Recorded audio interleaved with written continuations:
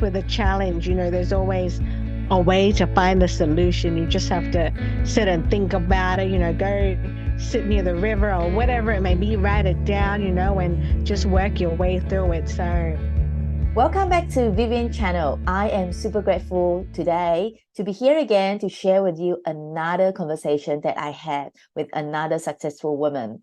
In today's episode 27 of this 100 Successful Women, I am meeting virtually with Frances Helena, who is based in Brisbane, Australia. Frances is so kind to spare her time with me to share with us her inspiring story. I was amazed by her optimism and her beautiful laughter, which is so infectious. So thanks again, Frances, for taking the time to share your story. Frances is the founder of Beautifully Diverse Fashion, which was recently showcased in the New York Fashion Week by Runway 7 Fashion. At a very young age, Frances has been traveling the world with her family, and these experiences has exposed her to the diverse cultures, language, and traditions, cultivating her deep understanding of people from all walks of life. So Beautifully Diverse Fashion she created has actually infused her design with a rich tapestry of cultural influences. It has created a platform where everyone can showcase their unique identity. So I definitely has enjoyed my chat and my conversation with Frances. So without further ado, let's listen to our conversation coming up next.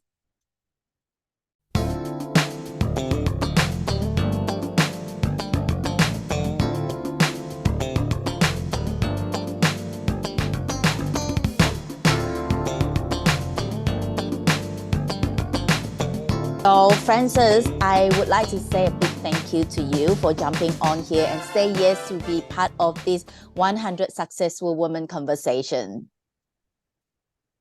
hi, thank you so much. Yeah, so Frances and I was actually we know each other from a group, and she's so kind to say yes for being part of this mission of mine. So Frances, do you want to I know that you are someone that travel a lot, and you are also a fashion designer, you have a fashion brand. So do you want to share with us here who is really Frances Helena? Okay, sure. So I'm Frances. But so our brand is called Beautifully Diverse Fashion, and it was created because my family and I have lived and traveled all over the world. I literally have lived like since before, well, more like travel. Yeah, lived and traveled since before I could walk, actually. So we lived in Malaysia, Mexico, China, Hong Kong. Now we're currently in Australia, but I've always been traveling. Like every year I go somewhere new. I've been to Fiji for volunteer work, studied in Germany. And so I've always also been a creative person. And the way that the fashion line came about was because as a model myself in Australia, I always see signs where it says anybody can apply. But when you attend in person to the event, that's not the case. So what we've created is it doesn't have a limit or a restriction. It's basically saying anybody can join regardless of your experience. Anybody's welcome regardless of where they come from and what language they speak. And it's called Beautifully Diverse because beauty is it varies in so many different parts of the world. It doesn't matter if you're from Asia or Mexico or parts of the South Pacific, wherever beauty is seen in so many different ways. And we wanted to add value to the fashion industry and actually make it different and more inclusive to all different people, whether you're LGBTQ, Muslim, whatever age you are. We have 13 to 64. So Wow, that's amazing. I love that mission of you to include everyone in being a model, as in fashion line. So when did you start this brand? It's been it's been I think a year and a half now. So how this come about was a friend. She said to me because she actually works for New York Fashion Week, and we were in another entrepreneurial group. And I messaged her and I said, "Oh, I saw that you're walking for New York Fashion Week, and for me, I just wanted to walk, just to get experience, see what it's like." And then we started talking over time, a few months, and then she said to me, "Oh, well, you design, right?" Because I was telling her just what I've been doing lately was just during COVID, everything was shut down and there was nothing to do. So it was like, well, what are we going to do? And a friend of mine had bought me a sewing machine for my birthday before COVID. Mm. The box had never been opened. And it wasn't until during COVID, another friend had started teaching me how to make things like hair scrunchies. And that was pretty much it, hair scrunchies and bags just from fabric. It was basically just, the t-shirt you're wearing, we can take it apart and make it a bag or a hair scrunchie. And she was telling me this was a way she made money back in her home country. And so, I learned how to do that. I've been watching on YouTube. And so when I moved to the city I'm in Brisbane, I was like, oh, well, now's a good time to just focus on something different, something new. And it was something I always wanted to do, but I never knew how. And then this other friend of mine, she said, oh, you should apply. That was the one from the entrepreneurial group. And I said, what do you mean apply? She's like, for New York Fashion Week as a designer. And I said, do you know how big New York City is? Like, Brisbane has 2 million people. New York has like 8 million people. What do you mean apply? She's like, just apply. And she kept asking me, have you applied? I said, no, no. She's like, just apply. And I'm like, okay, fine. Just stop asking me already. So I applied. I wrote something and I didn't expect to get in. I just wrote what I thought about the brand. I had nothing, no products, nothing. Wasn't even making anything at all. Just simple stuff. And then I got a text message on WhatsApp, a lady from Runway 7 Fashion in New York. She said, oh, I'm the director and I saw what you had written and I was wondering if you wanted to showcase. And in my mind, I'm like, showcase? Showcase what? I have nothing to showcase. So I rang my friend, because she was actually living in New York. So she lives there. And I said, oh, they just selected me for New York for Fashion Week. She's like, really? I said, what do you mean, really? You told me to apply. So I said, do you want to be in the show? Do you want to model? So I started thinking, just coming from the other side of the world, just, the biggest thing on the planet. Like, what am I going to do? I spent a lot of time researching and figuring out what was happening in the industry. And it's actually, it wasn't easy. It's really hard because, being in Australia as a small market, it was just kind of like there's a lot happening in the States with fashion, all this sort of stuff. So I just had to do a lot of research. And yeah, that's how we ended up there for New York Fashion Week. We Wow. did that in February. Yeah. February last year? Oh, actually, sorry, February this year. And then 2 weeks afterwards, another person I met, originally they wanted to model for us, but I only had 10 models. I didn't have space. And so this particular person asked me, they were hosting their own show, and they're also autistic, and we could bond because I'm also hearing impaired. And so said, "Oh, you wanna do you want to showcase for us?" And I said, "Well, why not? I've already done one show, but what am I gonna do?" But I didn't have any other material, so I went to the op shop there, and the dollar's been pretty down in the States, compared to our dollar. So everything was like $2, $1 at the thrift store, the op shop they call it. So I just bought some things and tried to change it up. And yeah, we did Philadelphia for Black History Month. And yeah, it's only been then. And then we're going back to New York Fashion Week. And we've been asked for London, Super Bowl, Jamaica, Hong Kong. Might do one in Malaysia. Uh, I don't know, Dubai, people just keep finding us. I have no idea who half of these people are. They just, yeah. Wow. That's so it's just fascinating to just hear what you were sharing. Thank you so much for sharing with us, Francis. So is that something that you have been expected to happen? not that quickly. No. I was like, oh, because originally I just designed like just shoes and that was it. I was drawing and then I was like, oh, what am I going to do? I had to think of really quickly. And I think that was the good thing about us living in different countries, because where we lived, and especially the time it was, people were still, there wasn't any Zoom or Facebook, things like that. It was just slowly starting to come up. I think the thing we started having, what was that? MSN or MySpace, but we had those Nokia clicky phones and the flip phones, so all of that just started coming out. So, and it was like, yeah, it was just something that just really appeared, and it was just I think maybe it was like later down the line, like okay, but I was like, oh, it just came really fast, just okay, now you have all this technology and people can find you. So it just kind of, yeah, appeared. Mm. So prior to become a fashion designer, what were you doing? I did hear you mention that it's all started from that sewing machine. Yeah, yeah. So actually, I was been working in the daycare. I worked in childcare for 10 years. I worked in hospitality, as a waitress, serving at the bar. But I was at university at the time, and I became hearing impaired just before the pandemic. So I had to wear hearing aids. And a lot of universities, unfortunately, don't cater to hearing impaired people. So I decided to stop, and I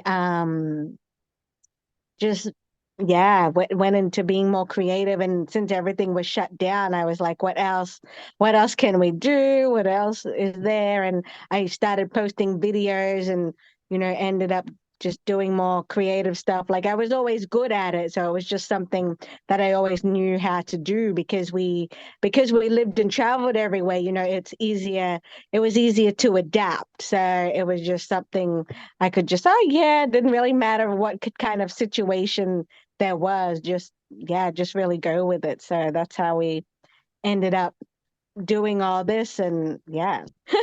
Mm. So were you like studying fashion designer before?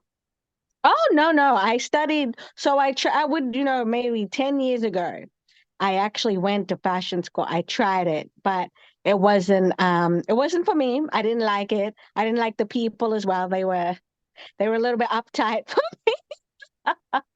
Because sometimes in the fashion industry, people think that people are like that, but some are, but some aren't. I've met amazing people, but no, I was studying public health. So I always had an interest in like community work and things like that. And so then when we came up with this whole thing, it was like, well, just make it a community brand, just so, and that's why it's kind of worked really well. But no, otherwise I was studying the complete opposite. So Wow, that's so amazing. And then being someone who is like total in a total different field, as in childcare, and to become a fashion brand. So from the transition, is there any challenges for you? I think the biggest challenge is to, especially, people always think you make money as an entrepreneur, like I'm also have a few side hustles, and sometimes it takes time, like, and then I'm like, oh, that's why sometimes I go back to childcare. But then I was like, oh, it's not really for me. I've been doing it too long. And even though I love the kids, and it's good money, but no, it wasn't really, really for me. It was just like, it pays the bills and everything. But I think the biggest challenge is, trying to, um, no, it's not always about the money. Of course, money is great. You need to fund everything that you do, especially in this industry. But, I think the thing is to be patient, and I think, with my generation, we're like, oh, we want it right now, like has to happen now, whereas my parents' generation, they had black and white TV. And, even me growing up, it was, for some of us growing up, it was like, you had to pull over on the side of the map. Nowadays kids have Google Map. You just Google it and it comes up, right? So, it's all about being patient. And I think the biggest challenge for me was really, oh, there's no money coming in. There's no money coming in. It wasn't until February, I think, that I actually sold a piece after the show for in Philadelphia, actually, yeah. And that was almost, I think, a year, because we got selected last year, but we had to postpone it, and that it was supposed to be in September last year, and then we did it in February. So, it's been like a long, yeah, really long journey in that sense, financially, but it'll come, it'll come. So they say if you do what you love, money will follow. So it's getting there.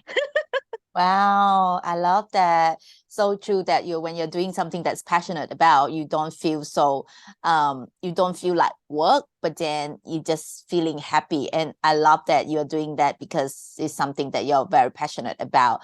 So you were saying that the fashion walk is in February this year, and the application was last year. Was that right?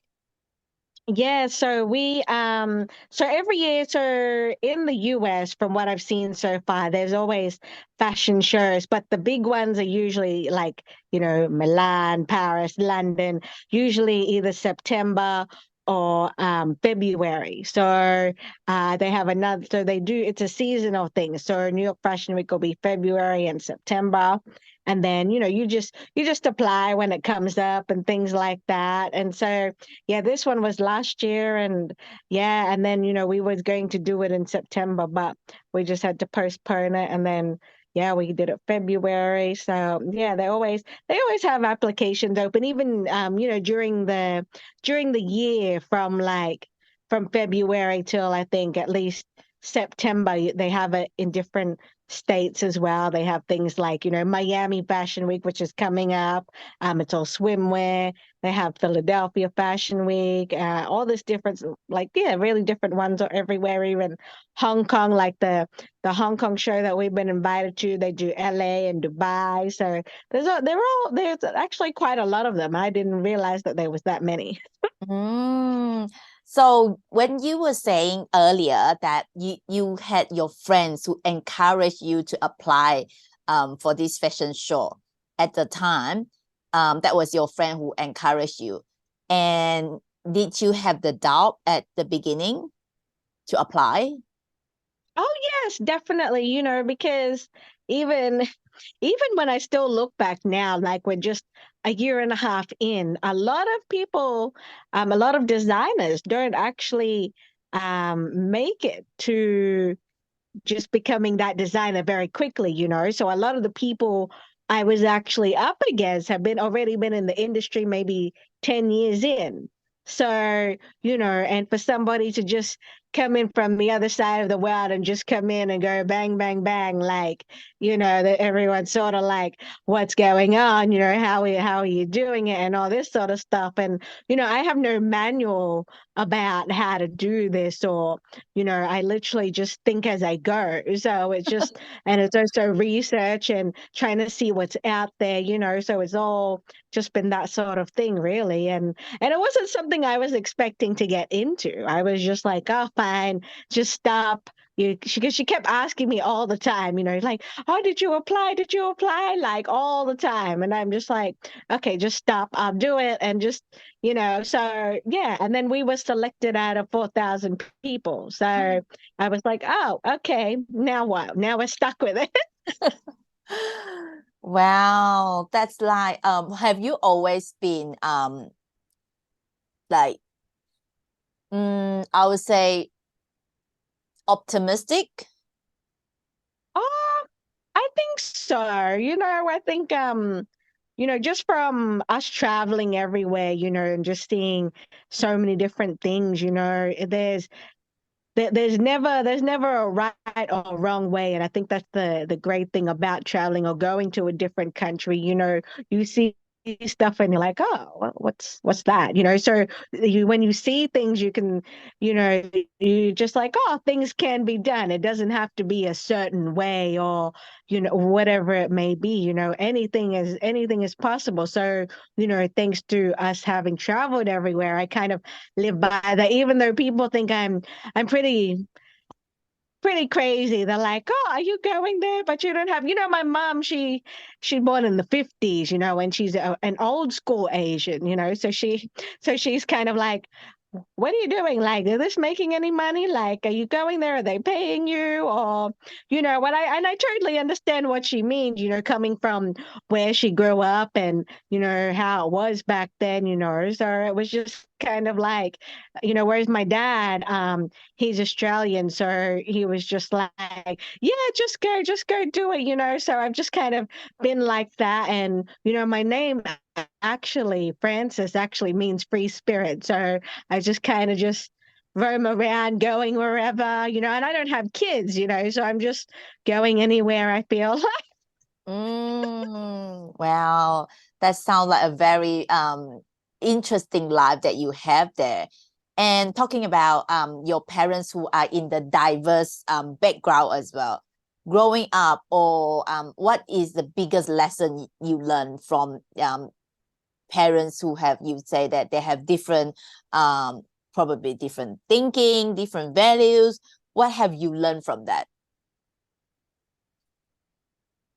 I think the biggest thing, because they're so very different. My mom's from the East, my dad's like a, Westerner, and there are definitely sometimes culture clashes, but I think, they always manage to find some mutual understanding. And I think the biggest thing, w- you know, from birth is just that, you know, there's never there's never a right or wrong answer when you look at something. Someone always has a different perspective. So it's kind of like if I say point right, you're going to point a different way.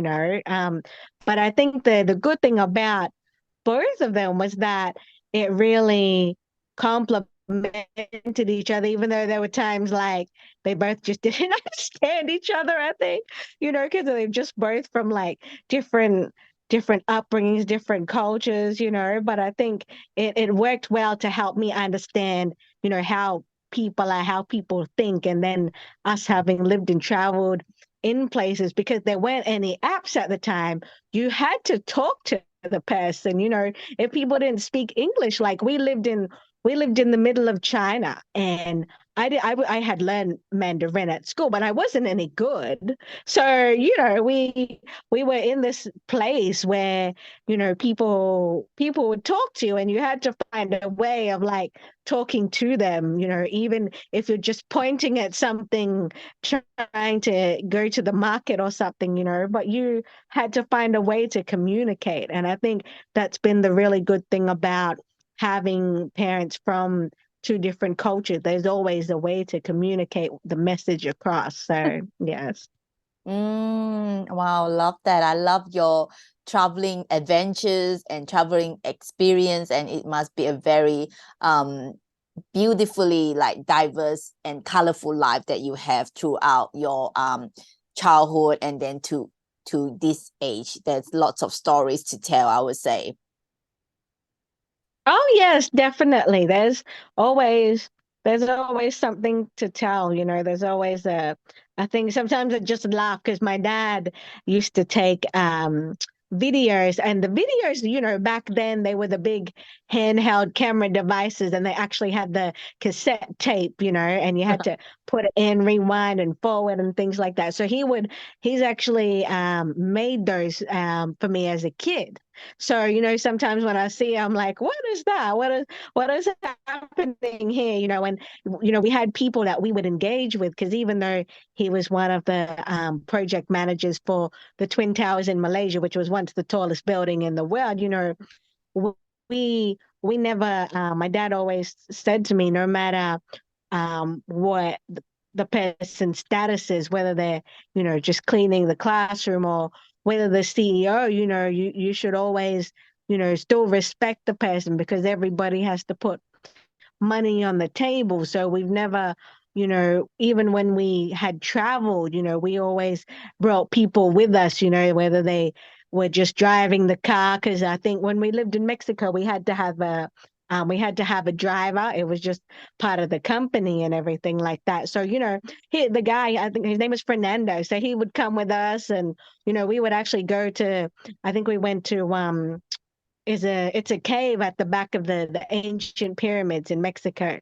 And so there's a restaurant there, but he would come with us, so we would always take people with us like they were part of the family, so we've always, I think growing up, always been inclusive like that way. So it was just normal for me to just know how to include people. Well, your dad is such an amazing man as well, and then he teach you quite a lot, and love that he give you guys a very great value as well growing up. Yes, definitely. Yeah. And my mom's a good cook, so she taught me how to cook. So Wow. so I think through that I've had a love for food. So I've always had an interest to learn how to cook other food. And, I've got like a Mm, lot of international friends. So I'm like, oh, okay, what's this? So I've always, yeah, been a bit of a foodie. mm. Yeah. So for you to travel since you were young, what is one unforgettable moments for you or stories that you can share with us? Oh, I think where were we? Actually, we were in Malaysia. We were in Malaysia. So going from Kuala Lumpur, which is the capital city, you can drive to Penang. And I think and at the time cameras were with the little films for the roll.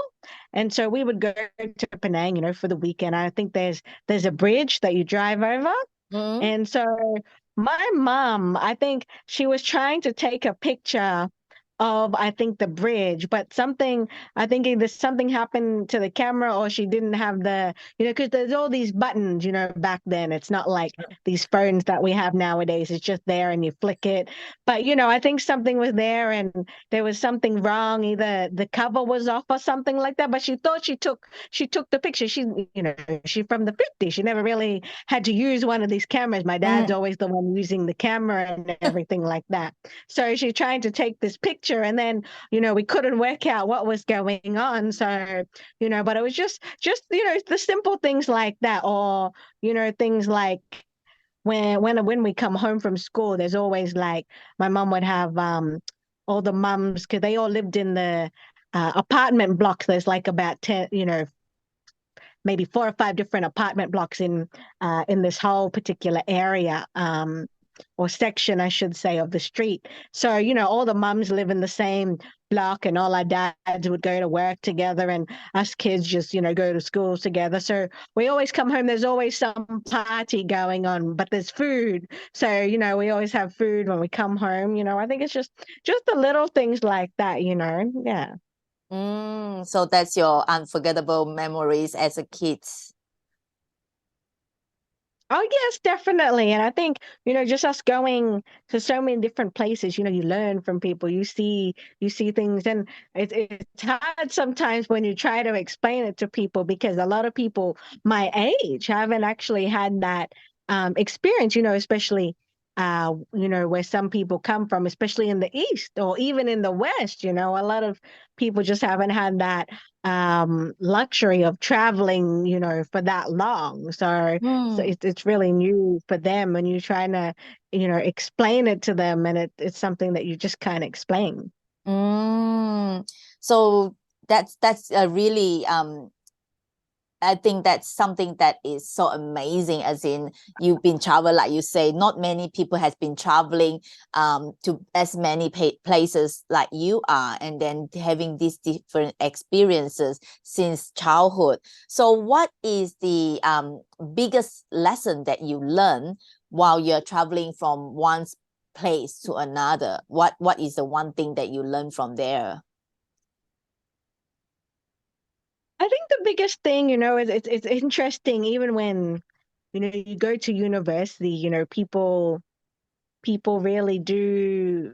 and it's not really their fault, but people do just stay in their little groups just because they haven't had that exposure to other people. So Mm-mm. when they meet somebody like me, they're sort of like, oh, okay, like they don't know what to expect because they didn't realize, people out there have traveled or have seen or know what bucket showers are or know how to eat with your hands, whatever it may be, people they don't actually realize that there's people out there. And I think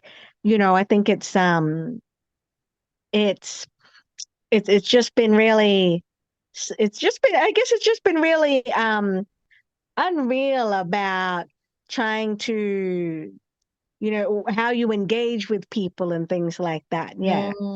Yeah, because of your experience, because of you have seen different things throughout your travel and seeing different people in different countries. Of course, you have the ideas, the knowledge, the topics that you can share more with people as well, compared to people that hasn't been to that places as well. Yes, definitely. Yeah. And it's always, it's always good to learn from people as well. So I think there's always something to learn from others. So Mm.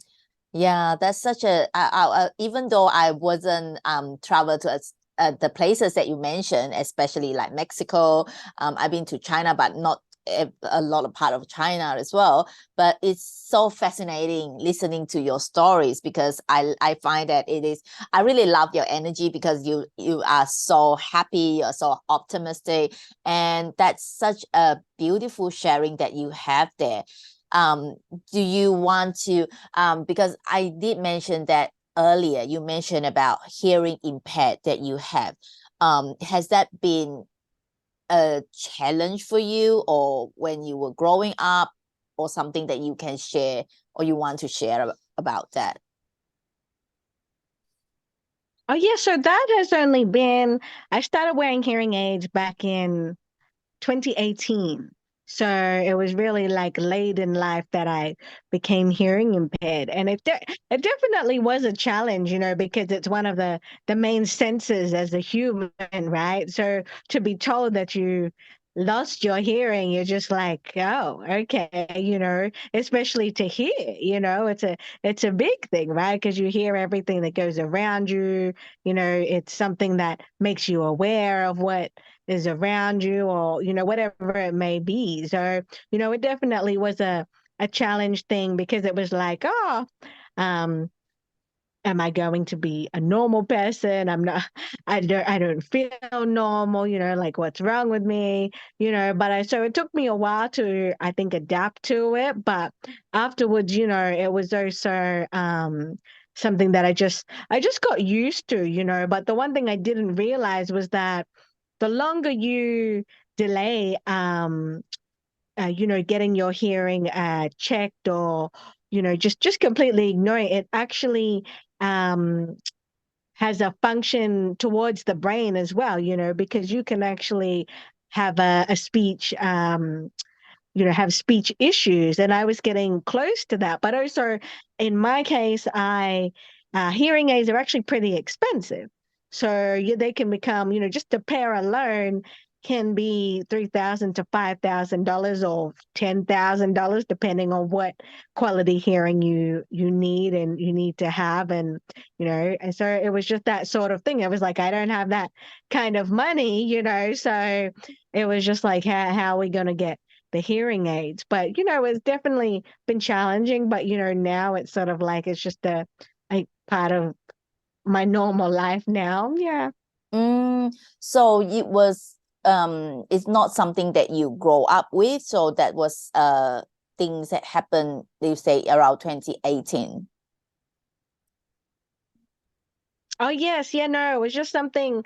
I think I worked in like concerts and things like that, so it could be maybe that from the loud music. I'm not really too sure, but I think it got worse after I was in a earthquake in New Zealand. In New Zealand, I lived in New Zealand for a bit, and there was just there was an earthquake at the time, and so I could hear this ringing.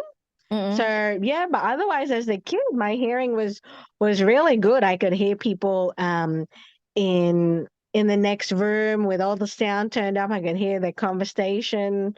So yeah, it's been, which kind of sucks now because it's kind of like we're going from super hearing to just not hearing at all. It's kind of like, oh, okay. But yeah, it's it's okay. It is what it is. Mm.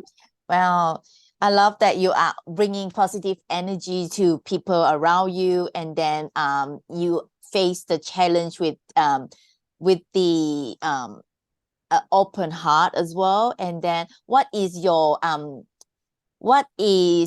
next for you? What is next for Francis?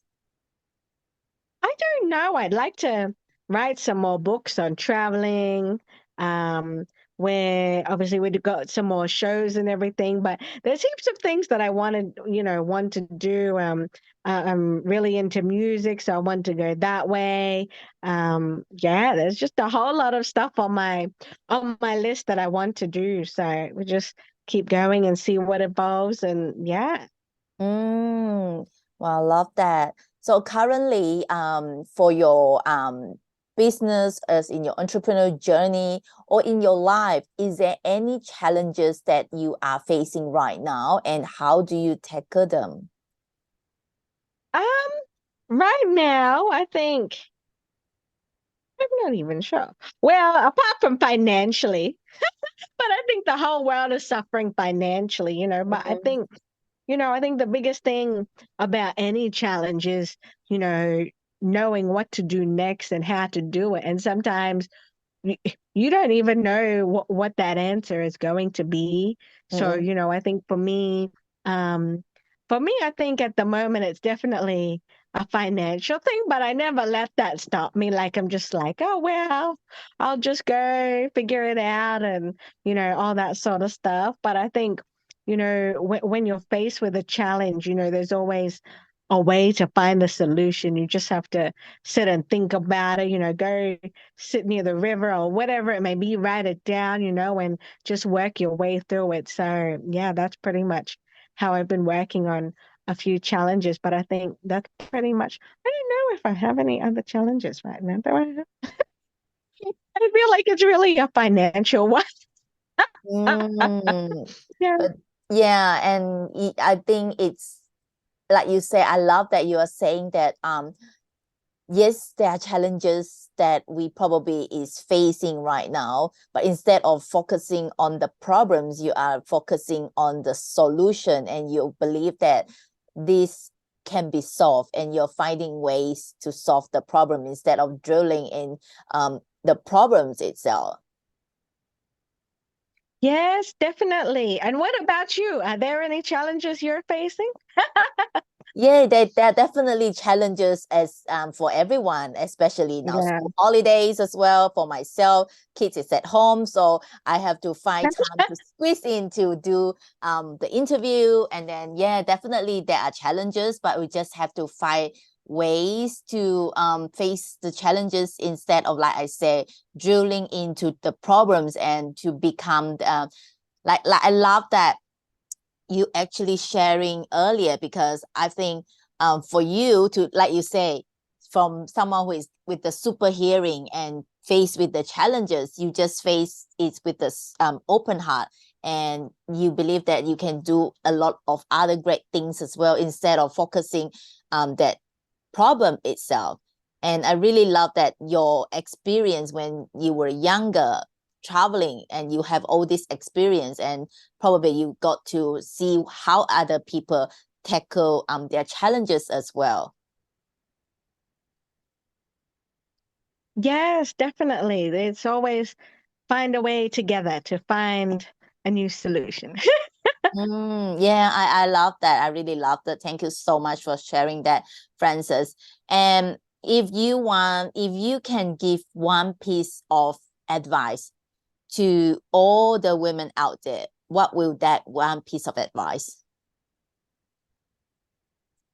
I think the biggest thing, and especially um, with women in business, we're always trying to compete with the other woman, that's sitting across from the table, or, you know, just, we always see, I mean, there's always going to be someone who is better at something than you. But rather than thinking about that it's better, maybe, there's ways that you can learn from that person and they can learn from you as well, instead of competing, and especially being women, sometimes we can be, we can be, we can be we can be difficult with each other, and there's just no need to do that. We should be supporting each other, regardless of if we're starting out or if we're at the top. There's always something you can learn from somebody. So I think, the best piece of advice would be just to really support, people in business, whether if you're in women's groups, support other women, or support other men, but just, really find that time to support anybody in business, even if it's a small business, just support them, just share the post. We're always on social media these days. So just click the button and just send it somewhere. It's not hard to do, but it also helps you build your network. You talk to people, you learn from them, and sharing is like the best way to find solutions there. I love that. And it got me into the same thing that I've been sharing in my last interview as well with another successful woman. It's a speech by Michelle Yeoh. She was saying that successful people is all come from collaboration instead of competition. That's why I really love that you're sharing that as a woman, as a woman, we need to support each other instead of bitching around or like gossiping. I think it's very important for people to come together, and that's a lot more things that we can achieve when we come together, I would say. Yes, definitely. Because, especially after COVID, I think it really just got the best of everybody. Everybody was like, what is going on? So, now is really the time where, everybody's starting to pick up a little bit financially, or, business wise, or try something new. So it's really now's the time to really connect with people again and actually find ways to just be part of a community. Yeah, I would say I always think that pandemic is a blessing in disguise, and look at what you achieve as well during that time. If I would say the pandemic actually guide you or lead you to where you are today, just because you got nothing to do at the time and you decided to soar and make the things that you make, and it becomes a brand now. Yeah, I was like, what's going on? So yeah, that's here we are. Yes, I love that. Thank you so much for your time and your sharing with us, Frances. So where can people find you online? So I'm on LinkedIn, on Facebook. So I've got like my personal account and my business account. I've got Frances Helena. So that's Frances. It's like the country France with the S on the end. And Mm. then Helena is Helena, or you can look us up on Facebook or Instagram at Beautifully Diverse Fashion. So, and we'll be there. And I think we've got a few other accounts, one for writing, one for traveling. Yeah, we're there. So, Yeah, I will include the link in our the description later so that people can reach out to you. So the beautifully diverse fashion, can someone like purchase the fashion now, or it's something that they can go to look up for the fashion or the things that you created?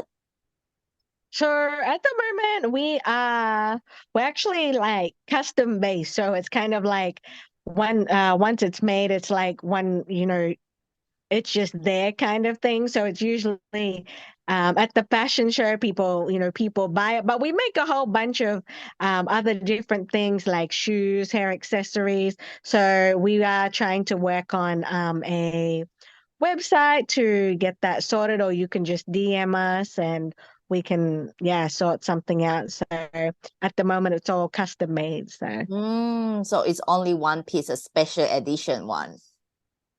yes. Yeah, that's kind of very unique as well. So whoever wanted to have something custom made, make sure you reach out to Frances on the link that I'm going to share later.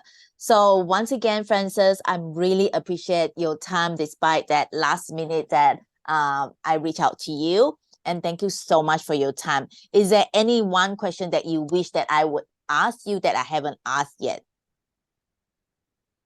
Not that I can think of, no. Thank you so much again, Frances. I really love your stories, and I think it's going to inspire a lot of people out there as well. Thank you so much for your time and wisdom today. Thank you, Miss Vivienne. Thank you so much, and see you next time. Bye.